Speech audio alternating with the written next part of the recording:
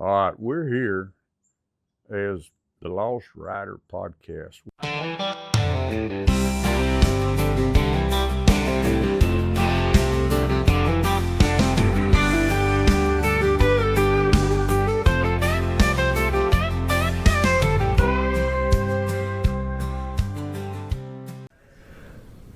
Good morning and welcome to this weekend's edition of News from the Camp House of the Listening Post of the Texas Sportsman Association. This is Herman Brune, and this weekend's edition is also brought to us by the Shaw's Bend Social Club, country club for folks who don't have a country club. All right, now we have a special guest with us this weekend. We always got special guests. They're always kind of special in some kind of way. So, yeah, this guy, Michael Scherer. All right, and you've got friends in Shaw's Bend. I do. I have a lot of friends. I got a lot of friends in all different kind of places, but you got to do that when you get all the secrets when you're fishing every day. So you got to understand who you're fishing with and who could be watching you behind that tree. All right. Yes, I believe you. I believe you. Okay, but okay, Michael. Now, what's your deal? Tell people about the kids and the job in Katy, Texas, and explain that. We will. My name is Michael Scherer. I'm the program director of a group called Fishing's Future. We educate families to get them back outdoors using fishing as the hook. We operate out of 18 states, and in 2025, we had 18 states report in of over 35,000 participants. One of our larger chapters with Fishing's Future is called the Katy Anglers. We operate out of the Kenneth D. Welch Outdoor Learning Center with Katy ISD, where we take close to 14,000 kids fishing from elementary school, junior high school, as well as high schools, the junior high school and the high schools. We have two very well-stocked lakes that we educate them. We have done videos for them so they can use them in the schools to get prepared, all the way down to bug picking. Who doesn't like to bug pick? You know, if you know the bugs in the water, you know the bait to put on the hook, that what they're going to eat. So you make sure that you're very successful when they do this. But we have a boat called the I Can down in South Padre Island where we take mobility issue families on the water. Our boat in the stall will lift to their need. So it depends on if we have a medical bed coming in, that lift will lift it to their needs to get that bed on our boat and then get it secured and then get them out there in the big bahia. So we also have a I-Catch tank, which is a 5,000 gallon, 20 foot by 20 foot octagon where we can put fish where fish aren't supposed to be. So we can get this tank built up. We get some water in it, get some fish in it, and bring the people. We can hook it, or what we call bait to plate. We can show you how to catch that fish. We can show you how to cook that fish. We can tell you where to find that fish. So it's another thing that we do. All right, okay. The kids, it's a school deal. How do you approach them? How do you get into the schools and then get the kids out there? This program that Katy ISD has been doing since 1999. It's a buy-in.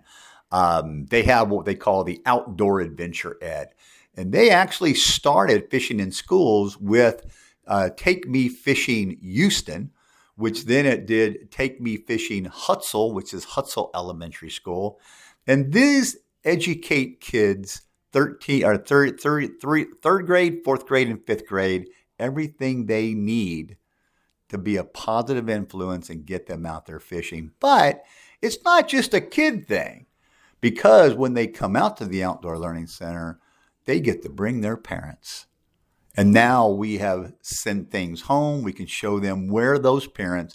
Fishing's Future is all about putting the family back together. Our logo looks like a fish, but it's actually two lowercase f's turned to embrace that look like a fish, called Families Forever. And it's good to get kids out there fishing, but you got to remember, when you teach a kid how to fish, make sure you follow it up with a fishing trip. And then don't do a one and done. Get them back out in the water within a month, 2 months. Make sure you're contacting these people to take them fishing again. Don't discourage a child by showing them how to fish. And if they don't have a family to take them, you really haven't done anything. You have to make sure that if you're showing your passion, you need to continue to show your passion to those kids. Call them up again, call up where they are, find out, and then get the permission with another adult and get that person, get that family back on the water. All right, well, there's more people doing it. You have to have a small army of people just taking. How many kids do you take at one time? How many families do you take at one time? How many instructors do you have out there? Well, if you got a whole third, fourth, and fifth graders, you got to have wranglers. No, you don't need all that. I can personally take probably 100 people myself. And a lot of people ask me, Michael, how do you do that by yourself? I said, by myself. I've educated them. They know how to fish. I'm just there to hand them the poles and hand them the bait to be successful. I can be there. I can bring an army of people. Yeah. But if you go fishing, do you want an army of people around you? No. No, you're there for different reasons. So again, our programs are designed to read the participants. So if we're doing what we call family fish camps, we might only invite 12 families.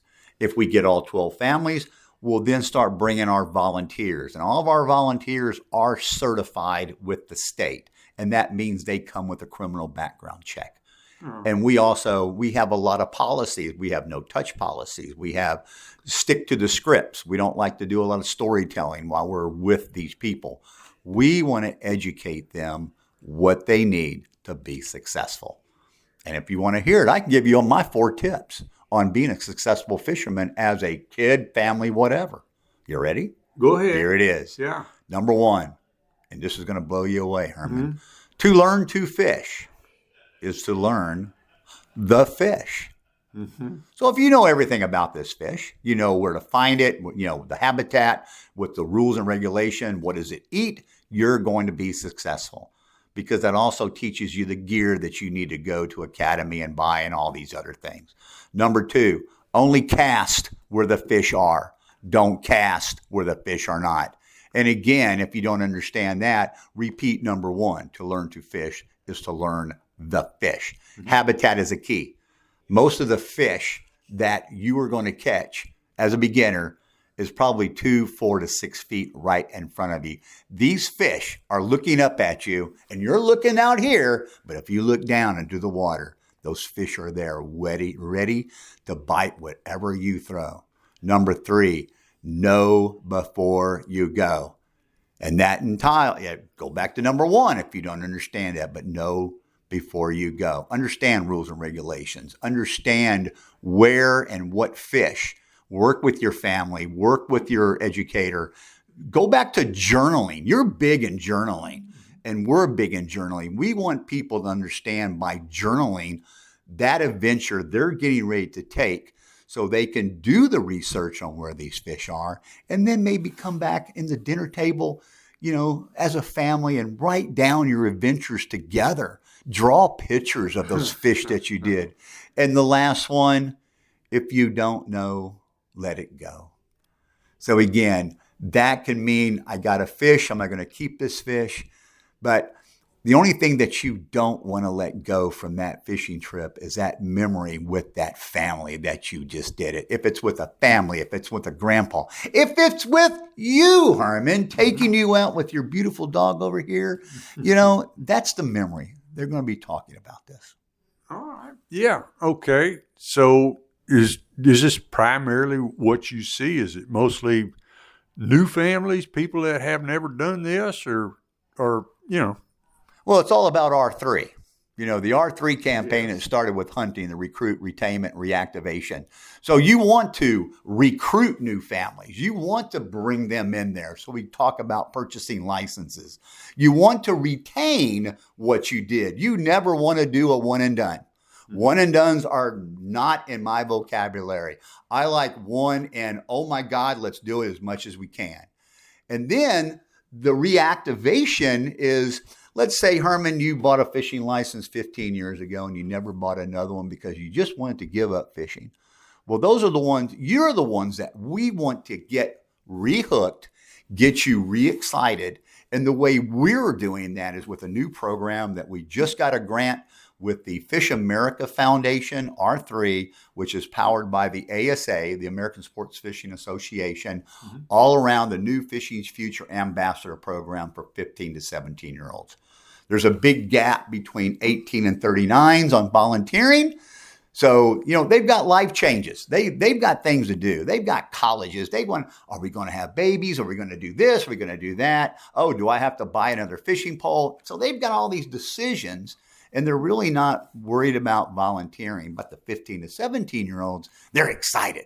They're in church groups. They're in scouting units. They're all this stuff. So if we can get them educated as an adult with a certified angler, they're the ones that are going to come in front of you and get you back excited. Not saying that you don't have a fishing license, Herman, just giving you an example. Yeah. But they're going to get you so excited that you're going to want to go fishing. Maybe there was a reason why you don't go fishing anymore. And that's what that program is all about. And that's what Fishing's Future is all about. We have some things coming up in the futures for the family in June that I can't talk about yet because it's still under non-disclosure. But in June, if this is going to take place, you're going to be amazed. All right. Okay. Tell you what, let's take a quick break. Thank the folks who let us come on here every Saturday morning. We'll be right back with some more Michael Scherer.